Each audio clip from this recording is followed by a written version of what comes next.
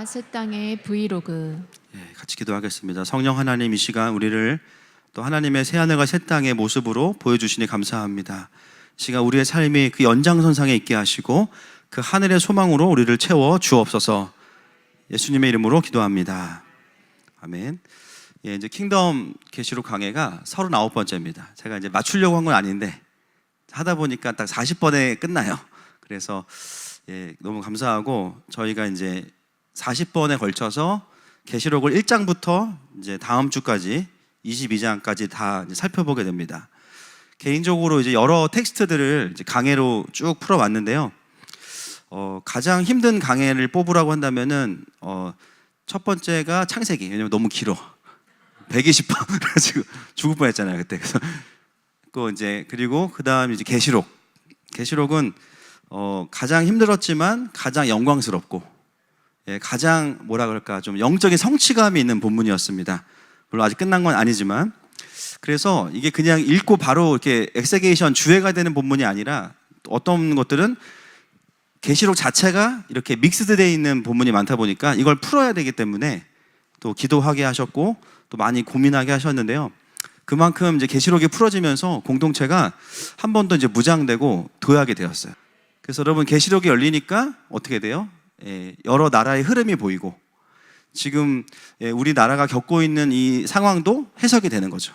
제가 늘 말씀드렸듯이 마지막 때의 바벨론, 이 세계의 통합정부를 이루어가는 이 움직임이 지금 일어나고 있잖아요. 근데 이것을 그렇게 엮어가는 세계관이 뭐예요?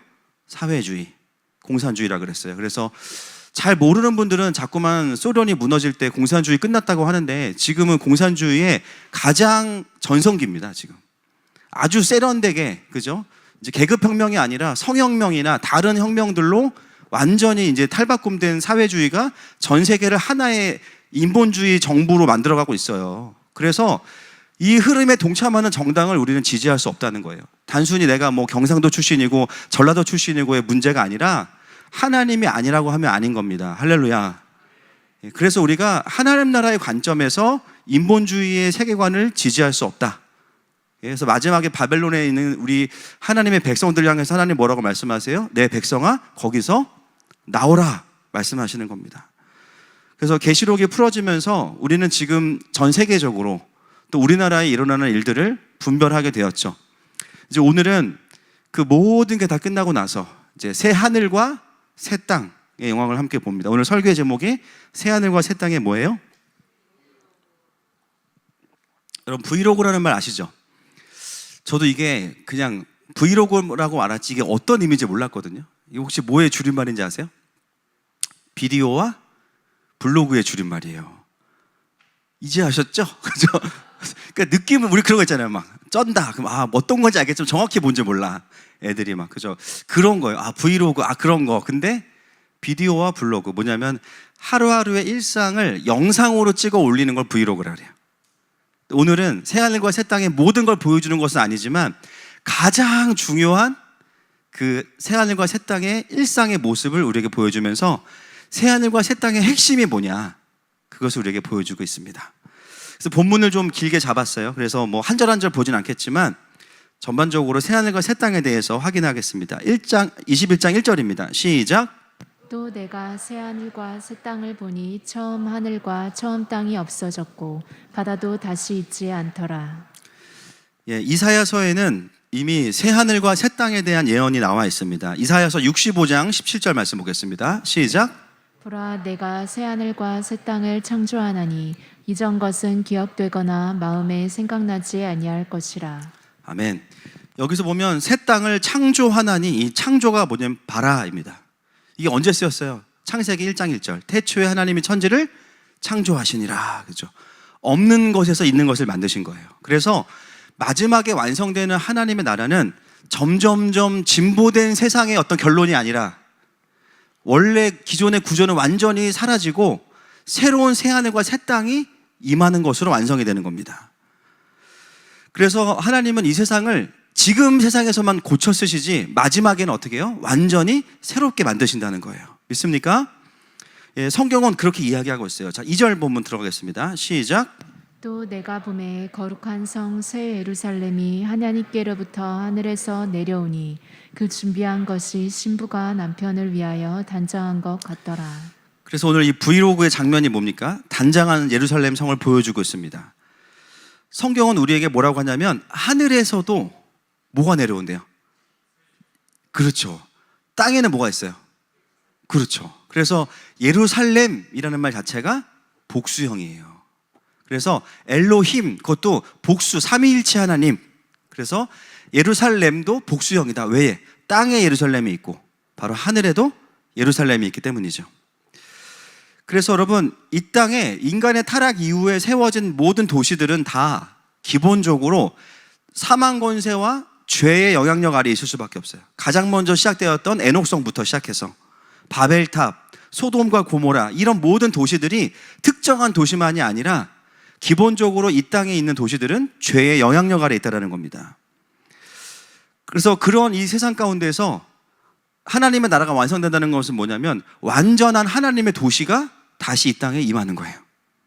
그래서 예루살렘이라는 것은 복수형으로 쓰여져 있고, 이 땅에 예루살렘을 집중하면서 우리가 왜 그렇게 예루살렘에 집착하냐? 다른 게 아닙니다. 이거보다 더 완전한 게 내려올 거야. 할렐루야. 이 상징의 구조기 때문에 땅에 있는 예루살렘에 집중을 하게 되고 이스라엘에 집중하는 거죠. 자, 3절 말씀 넘어가겠습니다. 시작. 내가 들으니 보좌에서 큰 음성이 나서 이르되 보라, 하나님의 장막이 사람들과 함께 있음에 하나님이 그들과 함께 계시리니 그들은 하나님의 백성이 되고 하나님은 친히 그들과 함께 계셔서. 네, 하나님의 장막이 사람들과 함께 있다 그래요. 하나님의 장막, 여기서 이 장막은 예수님을 상징하기도 하지만 또 한 가지 의미가 뭐냐면, 여러분, 장막이 의미하는 게 뭡니까? 하나님의 임재와 통치입니다. 그 새 예루살렘 안에서 가장 중요한 게 뭐냐? 첫 번째, 당연히 하나님의 임재와 통치예요. 여러분, 천국이 좋은 이유는 뭐 땅이 금이고 다 좋아요, 그죠? 근데 더 좋은 이유는 뭐예요? 거기에 누가 완전한 계시기 때문이에요? 하나님의 보좌가 있기 때문입니다. 아멘이십니까? 그래서 이 하나님의 도시인 새 예루살렘의 가장 중요한 본질은 뭐냐면 하나님의 장막이 함께 있다. 하나님의 완전한 통치가 거기 있다는 거예요. 그래서 오늘 우리가 보게 되는 새 예루살렘 성은 도시 선교의 완성형을, 여기서 이제 우리가 답을, 솔루션을 보는 거죠. 여러분, 우리가 이 도시 선교를 위해 세워진 교회가 하는 일이 무엇입니까? 도시 안에 뭘 세워요? 경배의 제단을 세우죠. 그게 뭐예요? 장막을 세우는 겁니다. 그 이유가 뭡니까? 하나님 나라의 완성은 인간 유토피아가 아니고 하나님의 통치이기 때문입니다. 하나님이 임재하셔서 다스리시면 거기에 하나님 나라가 완성되어지고 세워지는 거예요. 그래서 우리가 하는 생각이 뭐예요? 경배의 제단을 세우고 하나님의 주권을 인정하는 백성들을 도시 안에 계속 세우는 거죠. 오늘도 제가 낮에 두 그룹의 미팅을 다녀왔는데요. 한 그룹은, 오전에 만났던 그룹은 한 이제 도시에 귀한 리더십으로 준비하는 분이 거기서 이제 준비하는 기도 모임이었습니다. 그분이 준비했던 걸 쭉 들으면서 너무 마음이 기뻤어요. 왜냐하면은 하나님이 너무 기뻐하실 것 같아요.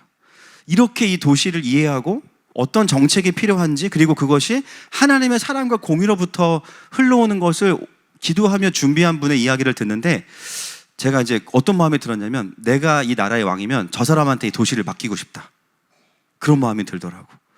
여러분, 하나님께서 우리를 보실 때 그런 마음이 드시길 축복합니다. 내가 너한테 이 가정을 맡기고 싶다. 내가 너한테 이 가정 맡기면 큰일 날 것 같다. 이게 이러면 안 되는 거예요. 너한테 돈을 줬다가 난리 날 것 같다. 이러면 안 되는 거예요. 그죠? 하나님이 맡기고 싶어 하시는 저와 여러분 되시길 축복합니다. 그리고 오후에는요, 또 한 분을 만났는데 아주 유튜브에서 유명한 분이세요. 이제 강사로, 제가 나사모 강사로 초청하려고 이제 교제를 했는데 저와 동갑인 감리교 목사님이에요. 수원에서 교회를 개척했는데 벌써 몇백 명이 모입니다. 예, 그분도 감리교 안에 있으면서 WCC와 싸우고, 그러다가 이제 교회를 개척을 하셨어요. 나라에 대한 이야기들을 쭉 나누면서 이제 너무 많은 공감대가 있었죠. 그러면서 지금 나라가 어느 때보다 위기이지만 감사한 게 뭔지를 나눴어요. 이런 일이 없었다면 많은 분들이 깨어나지 못했을 겁니다. 그게 세상 감사예요. 사단은 자신들의 목적을 이루고 있지만 하나님은 더 큰 목적을 성취하고 계십니다. 그래서 정말 진지하게 이 나라를 다시 자유민주주의로 회복해야겠다는 많은 분들이 세워지고 있고, 진지하게 교육하고 훈련받고 곳곳에서 어떻게 하면 우리가 이 나라를 세울 것이냐 고민하는 많은 그룹들이 동시에 일어나고 있는 거죠. 여전히 언론은 진실을 감추고 왜곡하고 있지만 하나님은 어떤 일을 하고 계세요? 이 도시 안에 하나님의 백성들을 세우고 계십니다. 그래서 제가 오늘 묵상하다가 제가 최근에 이제 감사한 것 중에 하나가 뭐냐면, 피부병이 완전히 났어요. 제가 원래는 제가 피부병이 한 3년 전부터 이제 그 치유 축사하면서부터 생겼거든요. 예, 누군지 찾기만 해봐야 돼. 그래가지고 근데 모르겠어요. 그분은 우리 교회 안 다니시는 것 같아요. 본인은 회복되고 나는 걸리고 진짜. 그래가지고 이게 밤만 되면은 막 온몸이 막 그냥 나만 장군 되는 거예요. 막 밤새 자다가 막 긁고 있고 막. 근데 이제 기도하면은 잠깐 좋아졌다가 또 그러고 이게 반복이 됐는데, 제가 어떻게 치유를 받았는지 말씀을 드릴게요. 제가 조원석 장로님께서 저에게 아주 신령한 약초를 선물하셨어요. 그게 뭐냐면 사과식초. 사과식초. 사과식초가 택배로 배달돼가지고 장로님이 카톡으로 목사님 꿀이랑 하루에 2번씩 먹으라는 거야 무조건. 근데 주님의 음성으로 들렸어요. 그래가지고 제가 보통 그런 거를 이렇게 성실하게 약을 못 먹어요. 일단은 약은 보통 공복에 먹잖아. 저는 공복일 때가 없어서 약을 못 먹고 그래서 그걸 먹으니까 약을 꾸준히 먹는 게 어려운데 이거는 되는 거야. 그래서 한 달 동안 사과식초랑 꿀을 섞어서 아침 저녁으로 이제 막 먹는데, 저는 기본적으로 신 거를 잘 못 먹어요.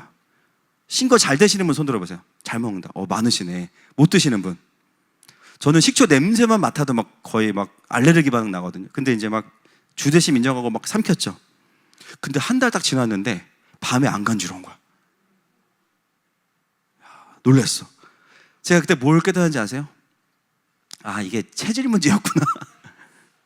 이게 제 몸이, 제가 정확히 이게 산성화되어 있다가 알칼리화 된 건가요? 그죠?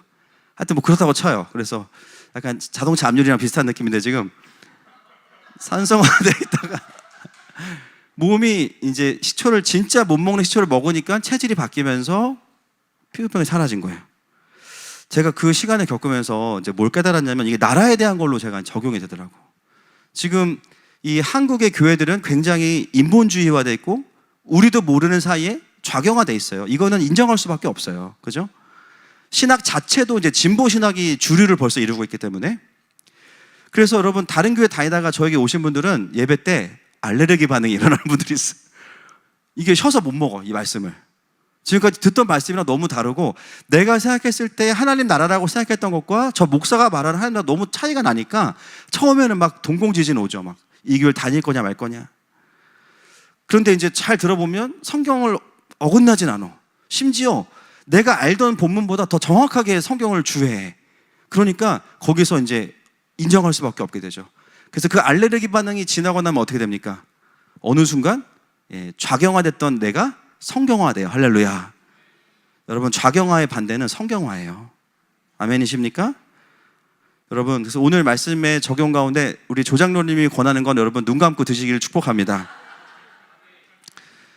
가끔 이제 실험실에서 나온 거 이런 거 괜찮아요. 믿음으로 드셔도 돼요. 그래서 너무 감사했고, 제가 그 시간을 지나면서 이게 체질이라는 게 너무 중요하다. 이 한국 교회의 토양이라는 게 너무 중요하구나.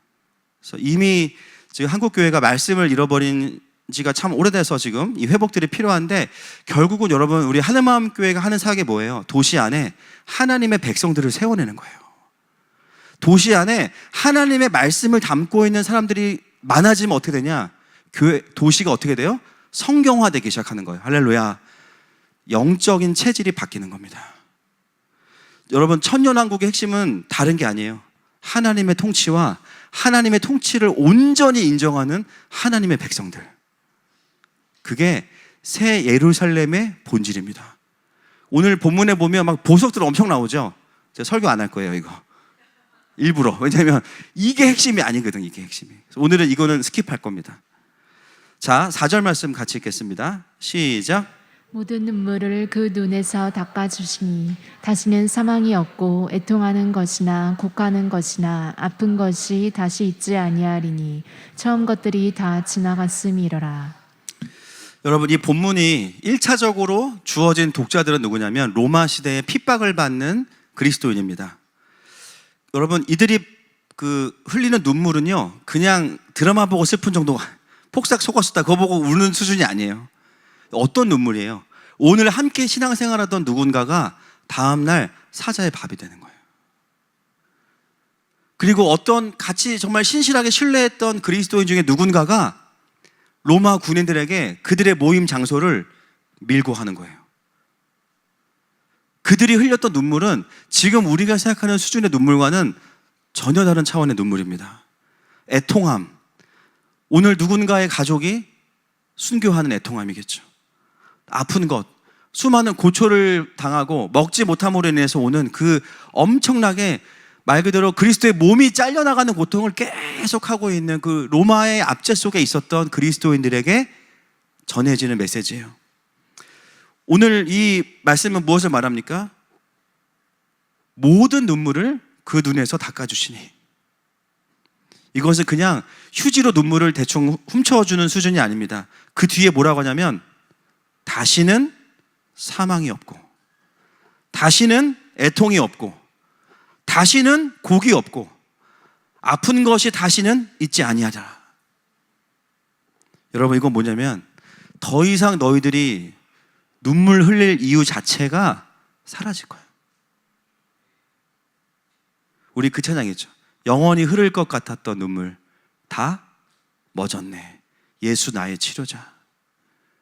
여러분, 그 치유의 메시지가 내 삶의 한 가지 어떤 일로부터의 자유함으로 끝나는 게 아니고요, 너희들은 이제 영원히 슬플 이유가 없어질 거야 라고 말씀하시는 거예요.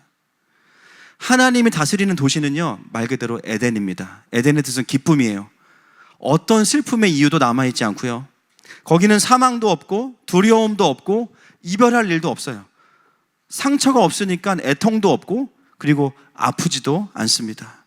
그래서 여러분, 새 예루살렘 성은 무엇의 회복이냐면 에덴의 회복이에요. 여러분, 오늘 이 말씀은 사망 권세와 질병이 아직도 있지만 지금을 살아가는 우리에게도 너무나 큰 소망의 말씀이에요. 여전히 지금 우리의 삶에도 하나님의 통치가 임하고 있습니다. 물론 사망도 있고 애통도 있고 피부병도 있고 질병도 있어요. 그러나 이것이 우리에게 불편하긴 하지만 우리에게는요, 잠시 동안만 있는 장애물입니다. 아멘입니까?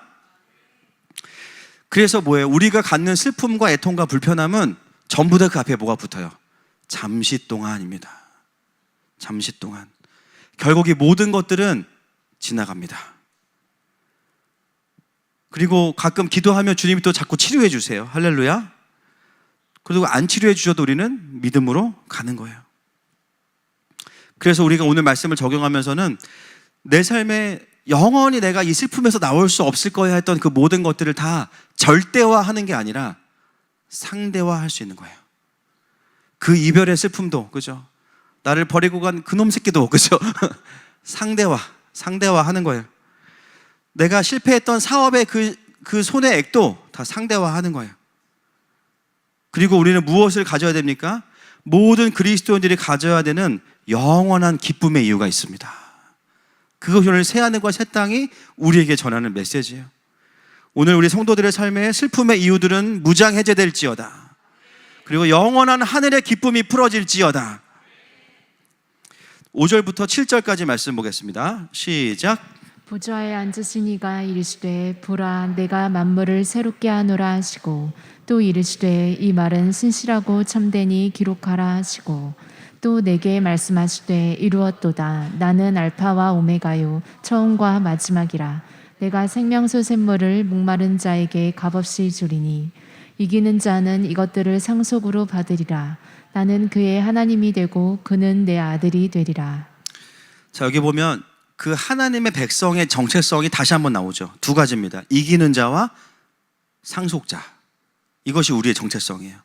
이기는 자에 대한 약속은 7 교회에게 주셨던 약속들입니다. 그게 이제 여기서 지켜지는 거고요. 그리고 상속자의 개념. 로마서 8장 17절 말씀 보겠습니다. 시작. 자녀이면 또한 상속자 곧 하나님의 상속자요 그리스도와 함께한 상속자니 우리가 그와 함께 영광을 받기 위하여 고난도 함께 받아야 할 것이니라. 아멘. 우리가 주일날은 지금 갈라디아서를 보고 있죠. 로마서나 또 에베소서, 디도서, 히브리서에 이 상속자의 개념이 계속 나와요. 그래서 우리가 이제 상속자 그러면 어디까지는 다들 생각하시냐면 구원받았다, 이 땅에서 부르심을 이룬다. 근데 이 상속자의 개념이 거기서 끝나는 게 아니고 사실 이 상속자의 궁극적인 성취는 어디냐면 바로 여기에요. 계시록. 이 상속자의 의미가 마지막에 하나님 나라의 성취로 더 확장되어져야 되는 거죠. 오늘 우리가 새하늘과 새 땅에서 받는 이 유업과 상속이 우리에게 주시는 하나님의 최종적인 상속이라는 것이죠. 뭐라고 말씀하세요? 생명수 샘물을 목마른 자에게 값없이 주리니. 여러분, 이게 무엇을 의미하냐면 영원한 생명입니다. 영원한 생명. 여러분, 사람은 영원함을 사모해요. 그래서 우리는 물건을 사더라도 어떤 생각을 해요? 영원히 쓸 거로 생각을 해요. 그죠? 그래서 좀 더 오래 가는 거, 파마를 해도 좀 더 오래 가는 거, 그죠? 좀 더 튼튼한 걸 생각해요. 기본적으로 인간의 마음 안에는 영원을 사모하는 마음이 있어요. 근데 그런 인간에게 주시는 하나님의 유업과 상속이 뭐예요? 영원한 기쁨과 영원한 생명이에요. 여러분, 영원히 기쁘지 않은데 영원한 생명을 주시면 어떻게 돼요? 그건 지옥이에요. 그죠? 지옥입니다. 그런데 영원한 기쁨을 영원히 누리게 하신다는 거예요. 할렐루야. 여러분, 새하늘과 새 땅의 브이로그는요, 기쁨이 일상인 겁니다. 유튜버들이 올리는 브이로그 보세요. 막 어디 뭐 발리 가서 뭐 수영하고 하지만 그거 끝나고 나면은 막 괴로워 죽어. 그죠? 그 브이로그는 사실 일상이 아니야. 그 자체도 하나의 그것도 미디어죠. 그런데 하나님의 백성들에게 주시는 브이로그는 뭐냐면 기쁨이 영원한 인생인 줄 믿습니다. 자, 8절 말씀 시작. 그러나 두려워하는 자들과 믿지 아니하는 자들과 흉악한 자들과 살인자들과 음행하는 자들과 점술가들과 우상 숭배자들과 거짓말하는 모든 자들은 불과 유황으로 타는 못에 던져지리니 이것이 둘째 사망이라. 자, 둘째 심판이 끝났는데 갑자기 둘째 심판에 대한 언급이 다시 나옵니다. 이것은 왜냐하면 본문을 좀 원어대로 다시 번역하면 뉘앙스가 좀 달라요. 제가 다시 한번 읽어드릴게요. 그러나 비겁한 자들과 신실하지 못한 자들과 가증한 자들과 살인자들과 음행하는 자들과 마술쟁이들과 우상 숭배자들과 모든 거짓말장이들이, 그 다음이 중요해요. 영어로는 번역이 되어 있지만 한글로는 번역이 안 되어 있었는데 차지할 몫은 이렇게 되어 있어요. 상속의 개념으로 대조되는 거예요. 하나님의 백성들은 영원한 기쁨, 영원한 생명의 상속이라면 그렇지 않은 자들의 차지할 상속은 뭐냐? 그 다음 불과 유황이 타오르는 바다뿐이다. 이게 둘째 사망이다. 이렇게 되어 있습니다. 여기 나오는 사람들의 공통점, 두려워하는 자, 믿지 아니하는 자들입니다. 이게 원인이 돼서 그 뒤에 우상 숭배와 가증한 것들이 쫙 나오는 거거든요. 결국은 뭐냐면 복음이 복음되지 못한 사람들입니다. 여러분, 왜 두려워요? 아버지의 사랑이 없으니까. 세상이 두려워서 두려운 게 아니고요, 아버지의 사랑이 없으면 두려워요. 왜 하나님을 믿지 않아요? 그 마음의 고집과 완악함 때문이에요. 오늘 예배 전에도 오늘 저희 교회 방문하신 분이 한 분이 계셨는데 예배 같이 하고 계시지만 어렸을 때 교회 다니시다가 이제 친구의 권유로 오늘 예배 오셨는데 예배 전에 예수님을 영접하셨어요. 자매님 축복합니다.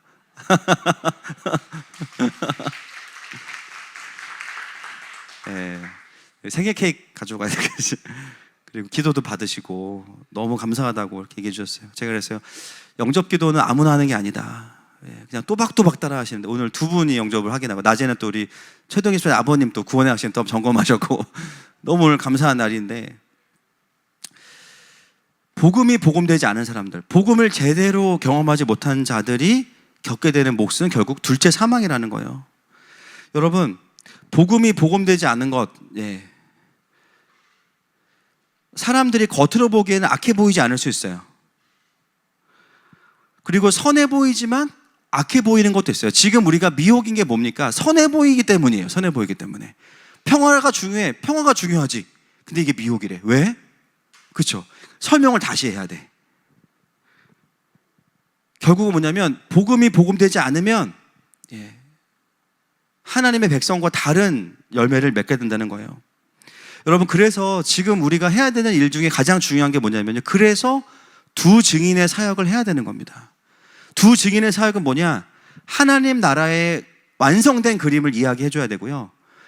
처음 예수님을 믿는 분들에게도 마지막 때라는 걸 말씀을 해 주셔야 돼요. 그리고 복음도 우리가 말하는 그 박스 안에 갇힌 복음 말고, 그죠? 성경이 말하는 풀리 가스펠에 대한 이야기들을 해 주셔야 돼요. 결국 마지막 때의 미혹은 뭐냐면 복음이 온전히 풀어지지 않은 자들은 자신도 모르게 두려워하게 돼요. 여러분, 아직도 마지막 때를 생각하면서 두려워하는 마음이 있다면은 마지막 때가 두려운 게 아니라 복음이 풀어지지 않은 겁니다. 외람되지만. 난 마지막 때가 두려워. 성경 보면 그럴 리가 없는데. 그죠? 왜 인본주의가 나쁜 거예요?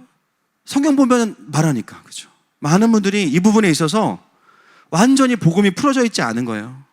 우상 숭배하는 사람들, 사람을 우상으로 섬기니까 인본주의가 되죠.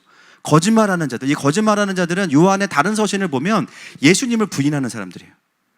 뭐 밥 먹었는데 안 먹었다 그러고, 우리 이런 거짓말 맨날 하잖아요. 그죠? 그런 거 따지면 다 지옥 가야 되는. 그런 거 말고 예수님이 구원자라는 것을 부인하는 자들, 영재주의자들을 말하는 거죠. 그런 자들에게 주어지는 몫은 하나님 나라가 상속될 수 없다는 얘기를 하는 겁니다. 그래서 여러분, 중요한 게 뭐냐면 지금 이 시대 가운데에는 계시록의 말씀을 반드시 먹어야 됩니다. 입에도 쓰고요, 배에도 써요. 그래도 드세요. 그래야 삽니다. 아멘입니까? 전에 읽었던 말씀을 다시 보겠습니다. 계시록 10장 9절 말씀 시작. 내가 천사에게 나아가 작은 두루마리를 달라 한즉 천사가 이르되 갖다 먹어버리라. 내 배에는 쓰나 내 입에는 꿀같이 달리라 하거늘. 네. 근데 우리가 느끼기에는 입에도 써요. 그죠? 그래서 마지막 때에는 뭐 증인이 있고 좀 믿음이 안 좋으면 성도가 있고, 여러분 이런 개념이 아니라는 거예요. 지금도 약간 그 교회들 안에 좀 그런 거 있죠. 성도라 그러면 왠지 아직 뭐가 진급이 안 되고, 집사도 서리 집사냐 안수 집사냐 뭐 막 이런 거 있잖아요. 근데 마지막 때에는 성도와 증인이 구분되어 있는 게 아니고 모두가 다 증인이에요. 아멘입니까? 그래서 우리가 어떻게 살아야 되냐? 킹덤의 복음이 풀어져 있고 그걸 전할 수 있는 준비가 되어야 됩니다. 미혹은 누구에게 오냐? 킹덤이 분명하지 않은 자에게 옵니다. 그 틈을 노리기 때문에. 복음이 복음되지 않은 자에게 미혹이 와요.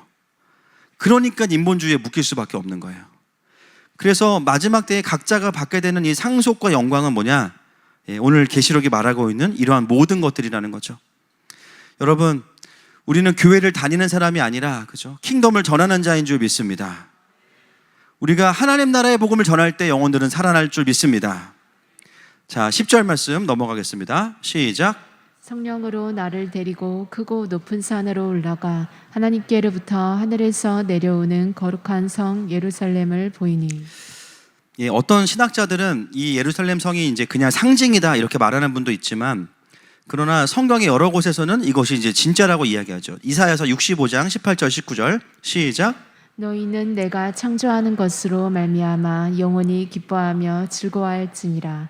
보라, 내가 예루살렘을 즐거운 성으로 창조하며 그 백성을 기쁨으로 삼고, 내가 예루살렘을 즐거워하며 나의 백성을 기뻐하리니 우는 소리와 부르짖는 소리가 그 가운데서 다시는 들리지 아니할 것이며. 아멘.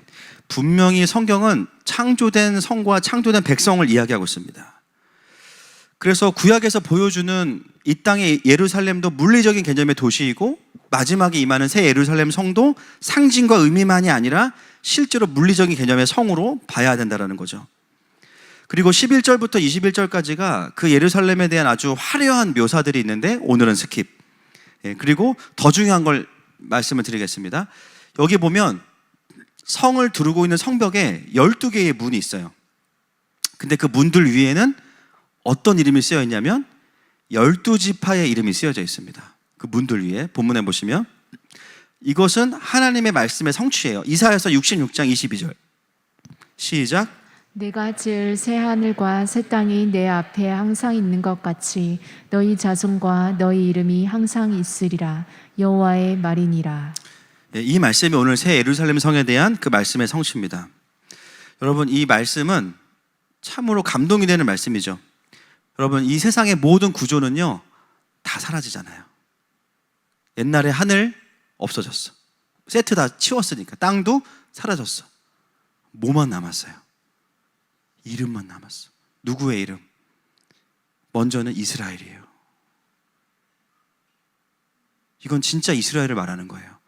이스라엘 12지파니까. 하나님은 모든 만물을 다 새롭게 하셨는데 하나님이 남기신 게 뭐냐면 첫 번째는 이스라엘과 그들의 이름이에요. 그걸 어디에 새기셨어요? 새 예루살렘 성의 문에 그 이름을 새기신 거예요.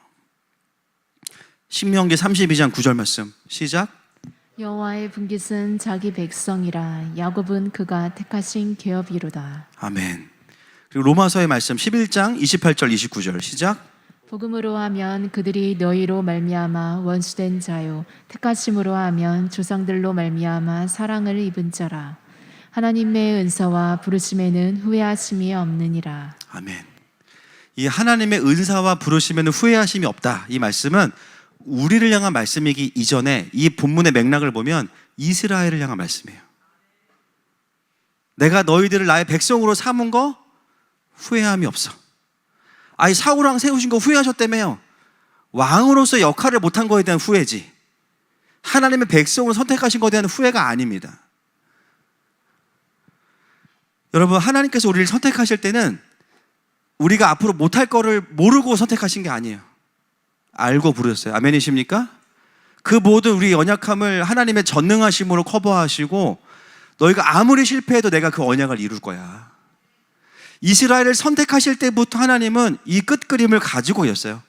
너희가 아무리 패역하고 아무리 나를 떠날지라도 내가 너희들의 이름을 나의 성에 새길 거야. 그리고 예수님을 통해서 그 구원을 완성하셨고 그 이스라엘을 끝까지 그 예루살렘 성에 새기신 겁니다. 여러분, 이 본문을 저는 유대인들에게 설교하기 원해요.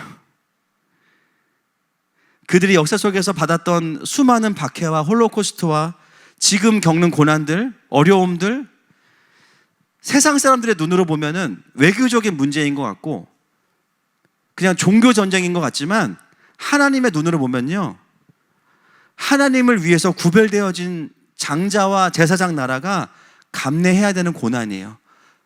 이 고난을 지나고 나면 어떻게 됩니까? 그들의 이름을 영원히 새기신다는 겁니다. 여러분, 그 이름이 12 이름이 얼마나 의미가 있어요. 르우벤, 보라, 아들이라. 시므온, 들으셨도다. 레위, 연합하다. 유다, 찬송하다. 단, 심판. 납달리, 나의 씨름. 갓, 군대. 아셀, 행복. 이사갈, 값으로 산자. 스불론, 거함. 요셉은 더함. 베냐민, 오른손의 아들. 그 문의 이름이 탁 새겨져 있는 거예요. 여러분, 대체신학은 성경에 설 자리가 없습니다. 대체신학으로는 성경을 풀 수가 없습니다. 그래서 종말론이 굉장히 어려워지는 거예요. 안 되는 걸 계속 설명하려고 하니까. 자, 관련해서 이제 또 14절로 가겠습니다. 계시록 14절 22장 시작. 그 성의 성곽에는 12 기초석이 있고 그 위에는 어린 양의 12 사도의 12 이름이 있더라. 자, 12지파의 이름만 있는 게 아니고 누구의 이름도 있어요. 12 사도의 이름도 있어요. 그렇죠? 12 기초석에는, 문에는 12지파의 이름이 있고 성곽의 기초석에는 12 사도의 이름이 있습니다. 이 12 사도들은 누구예요? 우리가 알고 있는 베드로를 포함한 나머지 제자들이죠. 이들은 예수님을 직접 만지고 보고 듣고 경험한 사람들이에요. 이스라엘 못지않게 말할 수 없는 박해와 고난을 당했어요. 여러분, 제자들 중에 유일하게 이제 늙어 죽을 사람 누구 한 명밖에 없어요. 요한밖에 없죠. 그래서 제가 늘 말씀드리는 게 모두가 주님께 가지만 엘리야는 병거 타고 우리는 병 걸려서, 그래서 결론은 똑같아요. 주님께 갑니다. 할렐루야. 12사도 보면은 다 뭐 십자가에 거꾸로 뭐 매달리든 뭐 죄송합니다 톱으로 하든 뭐 하여튼 막 어렵게 돌아가셨어요.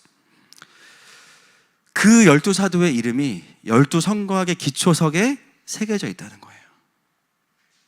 여러분, 저는 하나님이 하나님의 백성의 이름을 그 마음에 새기신다는 게 정확히 어떤 의미인지 몰랐어요. 저는 오늘 본문을 보면서 그게 제 마음 가운데 깨달아졌어요. 진짜 하나님은 여러분, 이게 그냥 건물에 이름 새기는 수준이 아니라 하나님의 마음에 하나님의 백성의 이름을 새기신 겁니다. 할렐루야. 예. 그럼 이제 우리는 또 뭐예요? 그럼 나는? 이렇게 되는 거죠. 자, 계시록 3장 12절 말씀 보겠습니다. 시작. 이기는 자는 내 하나님 성전의 기둥이 되게 하리니 그가 결코 다시 나가지 아니하리라. 내가 하나님의 이름과 하나님의 성 곧 하늘에서 내 하나님께로부터 내려오는 새 예루살렘의 이름과 나의 새 이름을 그의 위에 기록하리라. 그의 위에 기록하리라 그랬죠. 자, 계시록 14장 1절도 보겠습니다. 시작. 또 내가 보니 보라 어린 양이 시온산에 섰고 그와 함께 14만 4천이 서 있는데 그들의 이마에는 어린 양의 이름과 그 아버지의 이름을 쓴 것이 있더라. 자, 우리는 어디에 이름이 새겨집니까? 이마에. 그래서 이마가 넓으신 분들 제가 축복한다고 말씀드렸어요. 그래서 저도 축복받았습니다. 여러분, 우리도 성전이에요. 아멘이십니까? 근데 우리가 무명의 용사가 아니고요, 우리의 이마에 새 예루살렘의 이름이 새겨진다는 거예요. 그래서 우리가 항상 왜 유대인만 축복하세요? 그게 아니고 대표성이고 장자니까 유대인들을 말하지만 그 안에 하나님의 백성들 이방인들이 다 연합되어 있습니다. 아멘이십니까? 자, 그 다음에 오늘 이제 예루살렘 성을 설명하면서 우리에게 떠오르게 만드는 숫자가 있어요. 계시록 21장 16절 17절 보겠습니다. 시작. 그 성은 네모가 반듯하여 길이와 너비가 같은지라. 그 갈대자로 그 성을 측량하니 12,000 스타디온이요 길이와 너비와 높이가 같더라. 그 성곽을 측량함에 144 규빗이니 사람의 측량 곧 천사의 측량이라. 자, 성경 퀴즈. 이 두 절 말씀에서 핵심이 되는 숫자는 몇일까요? 지금 뭐 나오는 것 같은데요. 소망이 말해봐. 손 들었잖아 지금. 뭐 말해봐. 안 들려. 144와 관련이 있어. 144를 나눠야 돼. 뭘로? 오, 맞았어요. 12. 우리 담당 교육자분께서 선물 100만 원 주시면 되겠습니다. 자, 그래서 12예요. 12. 그냥 숫자가 아니에요. 144와 12,000 스타디온 다 12예요. 여러분, 12가 뭘 상징한다 그랬죠? 완전한 하나님의 백성들을 의미합니다. 이 성 자체가 의미하는 게 뭐냐면, 이 성 자체가 나는 하나님의 백성으로 충만해. 이 사이즈도 이런 사이즈이겠지만 이 성이 의미하는 게 그거예요. 하나님의 백성의 충만한 수 12. 요번에 일본 선교 몇 가정이 가는지 아세요? 12가정이 갑니다. 일본에 영적인 지진이 날 겁니다. 시제 지진 나면 안 됩니다. 그게 이 성이 우리에게 주는 메시지예요. 이 성은 완전한 하나님의 백성으로만 채워져 있는 성이야. 그 얘기를 하고 있어요. 그리고 22절부터 27절은 카메라가 이제는 성 안으로 들어가요. 성 안으로, 성 안의 분위기. 21장 22절 보겠습니다. 시작. 성 안에서 내가 성전을 보지 못하였으니 이는 주 하나님 곧 전능하신 이와 및 어린 양이 그 성전이심이라. 성 안에 뭐가 없어요? 성전이 없습니다. 왜냐하면 전능하신 이와 어린 양이 성전이시다, 그렇게 이야기해요. 여러분, 그래서 성막을 해석하고 성막을 해석하려면 계시록이 풀어져 있어야 돼요. 성막과 성전은, 출애굽기 성막과 성전은 뭘 의미하냐면 하나님과 어린 양을 의미합니다. 그러나 그분이 오시기 전에 모델링을 해놓은 개념이 성막인 거예요. 여러분, 하나님께서 에덴 동산의 타락 이후로 계속해서 우리를 어디로 데려가기 원하셨냐면 하나님의 보좌 앞으로 데려가길 원하셨어요. 그게 성막을 주신 하나님의 뜻이었어요. 근데 이제는 새 예루살렘 성에서는 뭐가 필요 없냐면 성막과 성전의 시스템이 필요 없어요. 이제는 곧장 그분의 보좌 앞으로 가는 겁니다. 그래서 23절 보겠습니다. 시작. 그 그 성은 해나 달의 비침이 쓸데없으니 이는 하나님의 영광이 비치고 어린 양이 그 등불이 되심이라. 아멘. 뭐가 쓸데없어요? 해와 달이 쓸데없고 하나님의 영광이 조명이 됩니다. 여러분, 그래서 창세기 한번 띄워주세요. 1장 2절부터 5절. 이 말씀이 이제 다시 풀어지는 거죠. 시작. 땅이 혼돈하고 공허하며 흑암이 깊음 위에 있고 하나님의 영은 수면 위에 운행하시니라. 하나님이 이르시되 빛이 있으라 하시니 빛이 있었고 빛이 하나님이 보시기에 좋았더라. 하나님이 빛과 어둠을 나누사 하나님이 빛을 낮이라 부르시고 어둠을 밤이라 부르시니라. 저녁이 되고 아침이 되니 이는 첫째 날이니라. 아멘. 여기에서 빛이 있으라 하시는 것은 해달별이 아니죠. 해달별은 뒤에 창조하니까. 이 빛은 다른 빛이에요. 그렇죠? 여러분, 왜 1장 2절이 혼돈하고 공허했어요? 사단이 이때 장난질을 쳤기 때문에. 그죠? 사단의 타락이 1장 1절과 2절 사이에 있었죠.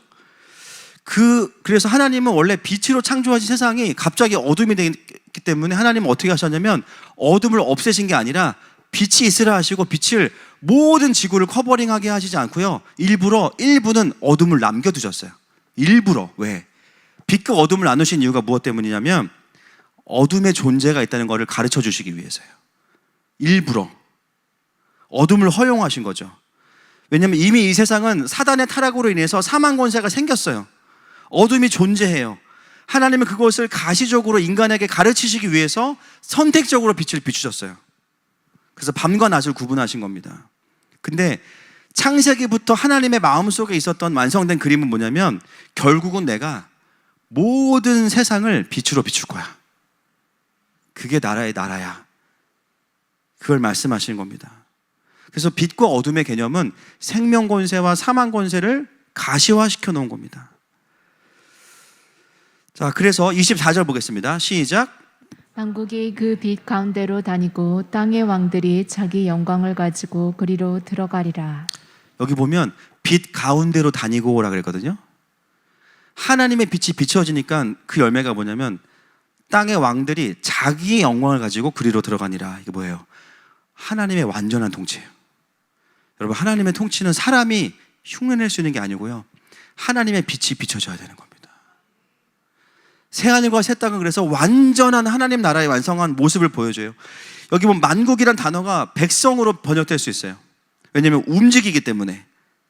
그리고 그 뒤에 나오는 문장도 보면요, 반드시 그렇게 될 것이다. 그냥 will이 아니고 shall이에요. shall. 그래서 어떤 분들이 질문하죠. 아니, 모든 땅이 없어졌는데 땅의 왕들이 어떻게 등장하냐는 거야. 그래서 이 부분도 학자들이 해석이 없어요. 여러분, 우리는 창세기를 알기 때문에 답이 있죠. 원래 하나님께서 디자인하셨던 세상은 어떤 세상이냐면 온 지구 위에 생육하고 번성하고 충만하도록 다스리셨어요. 근데 그럼에도 불구하고 에덴을 따로 만드신 이유, 거기에 하나님의 보좌의 개념을 두셨기 때문이죠.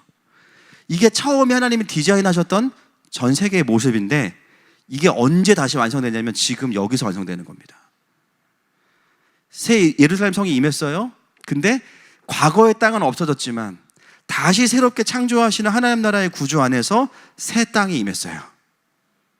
그 땅에 있는 나라들의 통치와 영광들이 이제는 사단에게 절대 빼앗기지 않고 온 땅에 하나님의 영광이 빛이 비춰지니까 각자의 영광을 가지고 하나님께 나오는 구조가 원래 하나님이 창조하기 원하셨던 세상의 구조입니다. 그래서 이 21장 후반부에 나오는 새하늘과 새 땅은요, 창세기 1장에도 없던 내용인 거죠. 그 이전에 하나님의 마음 안으로 들어간 거예요. 지금 원래 내가 만들고 싶었던 세상은 이거야. 근데 저놈들이 장난질 쳐가지고 내가 그동안 다시 이거를 새롭게 한 거야. 그리고 내가 원래 원했던 걸 다시 창조하는 거야. 이해가 되시죠? 오늘 진도를 너무 많이 나갔어. 그죠? 자, 25절부터 27절 읽겠습니다. 시작. 낮에 성문들을 도무지 닫지 아니하리니 거기에는 밤이 없음이라. 사람들이 만국의 영광과 존귀를 가지고 그리로 들어가겠고 무엇이든지 속된 것이나 가증한 일 또는 거짓말하는 자는 결코 그리로 들어가지 못하되 오직 어린 양의 생명책에 기록된 자들만 들어가리라. 아멘. 제가 오늘 설교 준비하면서 야 오늘 이거 쉽지 않겠다. 이거 더운데 지금 지구 온난화 때문에 그죠? 3분의 2는 자겠다 했는데 지금 아무도 안 주무시는데 기도하면서 왜 그럴까? 아 킹덤 스쿨이 방학을 했구나. 그러니까 체력이 세이브 됐어. 그래가지고 예배가 더 좋아졌어. 할렐루야. 여러분 이 25절부터 27절의 이 모습까지 보게 되면 이 장면은 뭐냐면 국민 주권 영토가 완전히 완성된 거예요. 하나님의 백성들이 하나님의 주권을 인정하면서 하나님의 땅에 살고 있는 이 완성된 그림이 드디어 여기서 우리에게 보여지는 거죠. 지금의 열방의 정렬은 이 땅의 왕들이 자기 영광을 가지고 예루살렘에 들어가는 것까지는 안 돼요. 이거는 나중에 일어날 일이고, 지금의 열방의 회복은 뭐냐면 죄와 사망 권세가 여전히 있지만 주님이 곧 오신다. 이 메시지가 전 열방에 풀어지면서 깨어나는 거예요, 일단. 그리고 어디를 주목하게 해야 되냐면 이스라엘을 주목하게 해야 돼요. 여기까지가 지금 이 시즌에 일어나는 열방의 정렬이고, 이 시즌에 열방이 회복해야 되는 영광이 여기까지예요. 근데 이것도 쉽지 않다. 우리가 하고 있는 선교도 이것들을 타겟팅하고 있는 거죠. 그래서 다시 오실 주님을 바라보면서 열방이 깨어서 이스라엘을 정렬하는 것까지 가는 게 열방의 정렬이고, 성경을 정확히 이해해야 우리가 무슨 사역을 해야 될지가 나오는 겁니다. 그러면서도 우리에게 오늘 적용이 되는 것은 뭐냐면, 모든 사역이 되려면요, 뭐가 필요한가? 하나님의 빛이 필요해요. 이게 너무 중요해요. 이 빛은 새하늘과 새 땅에서만 비춰주시는 게 다행이 아니에요. 창세기에 보면은 빛이 있으라 하셨잖아요. 어둠이 있죠. 고통이 있고 사망이 있어요. 그러나 그것만 있는 게 아니고 내가 빛을 비추는 곳이 있어. 거기로 들어와. 그럼 너가 살 거야. 남도 살 거야. 모두가 살 거야. 말씀하시는 겁니다. 그래서 신앙생활을 잘하는 분들의 특징은 어둠과 싸우지 않는다. 오늘도 만난 그 교회 목사님과 오후에 이야기하면서 성도들을 깨우다 안 깨어나니까 지쳐가지고 개척하신 거거든요. 더 이상은 이걸 못하겠다. 아무리 말해도 못 알아듣는 분들이 너무 많은 거예요. 그래서 어떻게 했냐, 남은 자들과 함께 하겠다. 그 마음으로 개척을 했는데 벌써 200명 모였대요. 5개월 만에. 뭐예요? 빛 가운데로 모이는 겁니다. 할렐루야. 그 빛은 어떻게 오는가? 제단이 있는 곳에 옵니다. 그래서 경배는 하늘을 여는 것만이 아니라, 하늘이 열리면 뭐가 임하냐면 빛이 임하는 거예요. 그러면 그 빛 안에서 행하는 자들, 그 빛 안에서 걸어가는 자들에게는 그 시즌에 회복되어야 되는 하나님의 영광이 회복되는 줄 믿습니다. 자, 22장 1절부터 5절 읽고만 끝내겠어요. 읽고만. 자, 시작. 또 그가 수정같이 맑은 생명수의 강을 내게 보이니 하나님과 및 어린 양의 부좌로부터 나와서 길 가운데로 흐르더라. 강 좌우에 생명나무가 있어 12가지 열매를 맺되 달마다 그 열매를 맺고 그 나무 잎사귀들은 만국을 치료하기 위하여 있더라. 다시 저주가 없으며 하나님과 그 어린 양의 부저가 그 가운데 있으리니 그의 종들이 그를 섬기며 그의 얼굴을 볼 터이요 그의 이름도 그들의 이마에 있으리라.